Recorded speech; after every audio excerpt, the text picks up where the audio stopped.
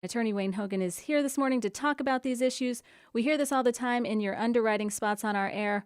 One text or call can wreck it all, and it's true. Karen, that summarizes it. It really and truly does. A person can, by using the texting or by using the phone and on a call, they can end somebody else's life, in their own life, cause tremendous damage out there, and it's a message that everybody ought to be able to accept, that one text or call can wreck it all. So you do these presentations and you go into the community and talk about distracted driving. You started off doing them in schools, but it's not just kids who have this problem. It's not just kids. In fact, on a percentage basis, adults are greater offenders of this. These phones have drifted into our lives. They've become a part of us, and everybody seems to think they need to be in touch with everybody in their life all the time. But not when you're driving. When a person is driving, they have a single job, and that's driving that vehicle from point A to point B safely, and not to be distracted by such things as a telephone. It seems that this problem is growing. How big of a problem is distracted driving? We describe it as an epidemic, and the studies show that it is an epidemic. It's more common than the flu, but more deadly. And so everybody who can possibly talk about this subject needs to spread the word that this is a dangerous thing to do, and it's easy to stop. We've adopted a policy in our law firm where we don't use the phones when we're in a business setting. It's just that simple when we're in the car. And that can be done for anybody. The thought by some people is that, well, if I'm hands-free, then that's a protection. Well, hands-free is not all it's cracked up to be. And why not? Because the brain is the key. The brain is engaged in the conversation with a remote person.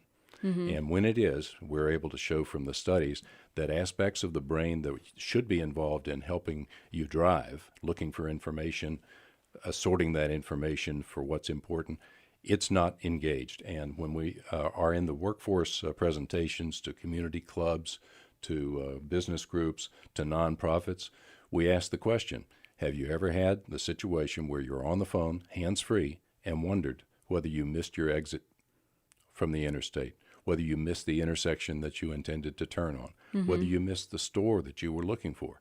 And the answer is almost unanimously, 99%, yes, I've had that experience. That's the kind of evidence that proves that people have their brain in some other location than behind the wheel and doing what they need to do. So it's not just the hands on the wheel.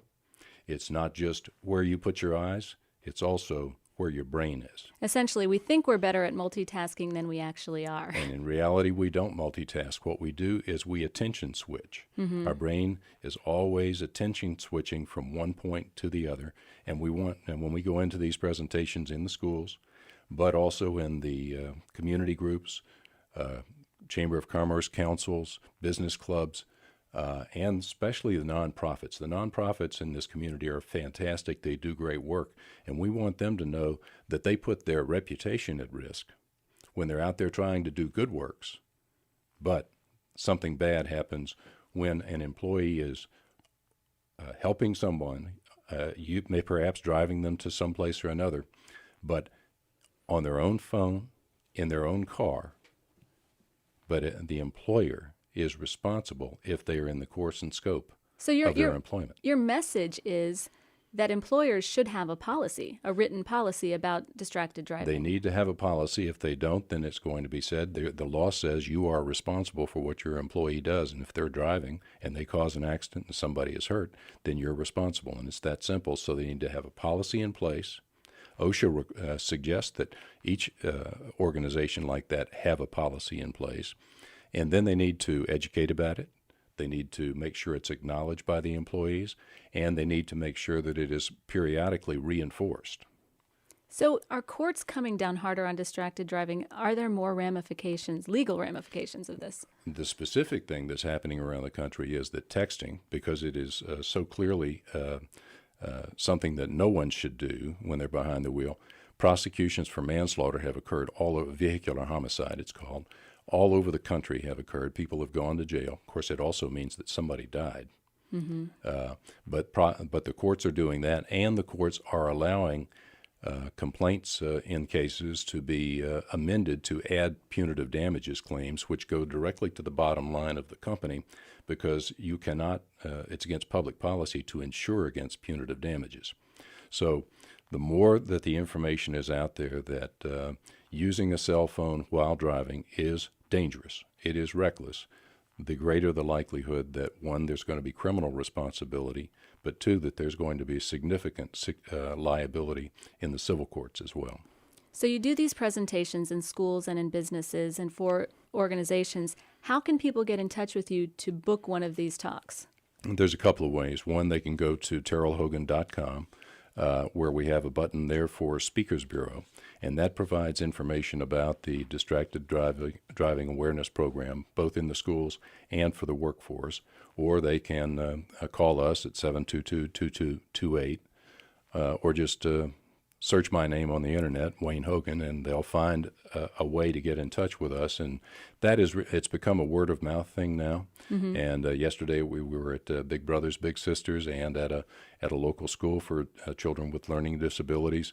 And we've been in a large number of the nonprofits here in Jacksonville, but also Chamber of Commerce groups. So we want people to spread the word, and we're willing to come out there for free. It only takes, we can vary it between 20 minutes and 40 minutes, depending upon the program. Every civic club has a program chair, and they want somebody at lunch. And there was one week recently where I presented to 4 different Rotary clubs in 4 different counties. So clearly there's a lot of interest in this. And just so that people remember that real people are affected by distracted driving, the teen presentation was created by the Casey Feldman Memorial Foundation in memory of someone who lost their life to distracted driving. It was. Joel and Diane, Joel Feldman, they lost their daughter, Casey, who was a journalism student at Temple University. She was in the crosswalk, as she should have been, and someone was adjusting their GPS and had their eyes off the road, and killed her. They decided to try to do something good as a result of something bad. And as a result, in the first year, which was 3 years ago, 50,000 students were reached.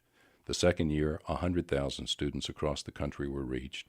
Here in Jacksonville, we've talked with over 3,000 students, and in the workforce presentations, I think it's in the neighborhood of 1,300 people. Wow. So if you're interested in this presentation, get in touch with the Terrell Hogan Law Firm, and they will set you up with a presentation on distracted driving. And Wayne, thank you very much for coming in this morning. Karen, appreciate it. Thank you. Appreciate it very much.